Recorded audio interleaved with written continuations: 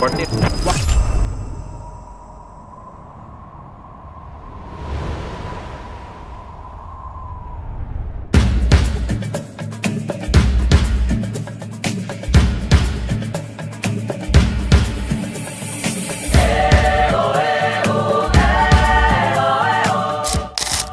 nga nila, it's more fun in the Philippines, pero tila kulong lamang ito sa naglilinawang purong puting buhangin at asul ng mga karagatan.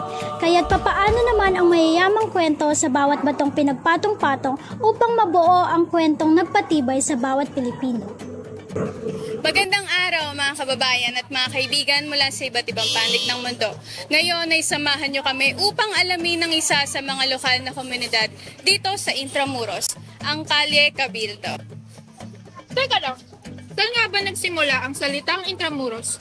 Bakit at paano nga ba ito ipinatayo? Intramuros, kilala rin bilang Old Manila, ay makasaysayang pader sa lungsod ng Maynila na itinatag ni Miguel Lopez de Legazpi noong 1571.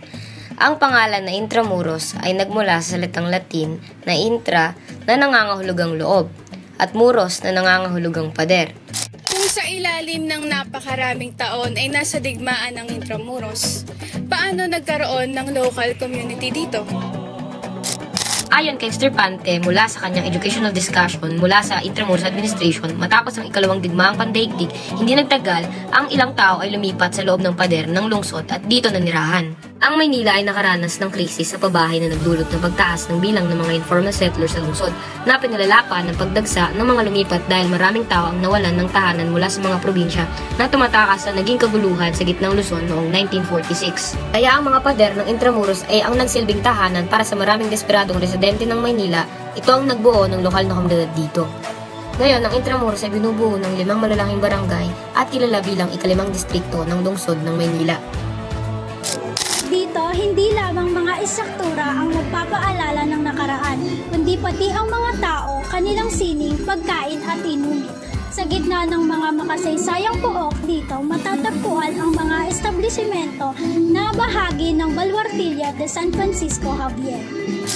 Ang mga tindang produkto na ito ay hindi lamang sumasalamin sa ating kultura, kundi bumubuhay na rin sa mga taong naninirahan at tagahanap buhay sa loob ng mga pader. Ang pinakamainam na paraan upang tapusin ang paglalakbay sa Intramuros ay ang pagbisita sa mga tindahan o simpleng hapunan sa mga karinderya at restaurant na nag-aalok ng sari-saring pagkain Pinoy na tanging dito lamang matitikman.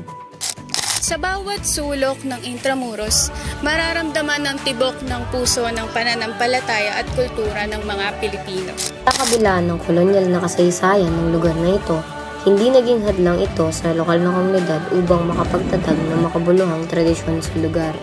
Pinatunayan ng Intramuros ang kakayahang patatagin ng ating pagkakakilanlan bilang mga Pilipino.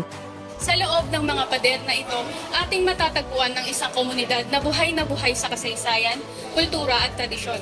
Ang Intramuros ay hindi lamang isang lugar ng lumang gusali at simbahan. Ito na rin ang nagsisilbing tirahan ng mga mapagmahal at masisipag na Pilipino na siyang nagtataguyod ng ating kasaysayan hanggang sa kasalukuyan. Bawat kanto at eskinita, mararamdaman mo ang init ng pagtanggap ng mga tao. Ang kanilang mga ngiti, kwento at likha ay nagbibigay buhay sa makasaysayang lugar na ito. Ngunit sa likod ng mga ngiting ito ay may mga hamon na papabagsak sa kanila. Para sa ilang tao, ang Intramuros ay kumakatawan sa kasaysayan ng Pilipinas. Pero para sa lokal na komunidad dito, ito ay hindi lamang nagtataglay ng mga alaala ng nakaraan, kundi pati na rin ang kanilang kasalukuyan at kinabukasan.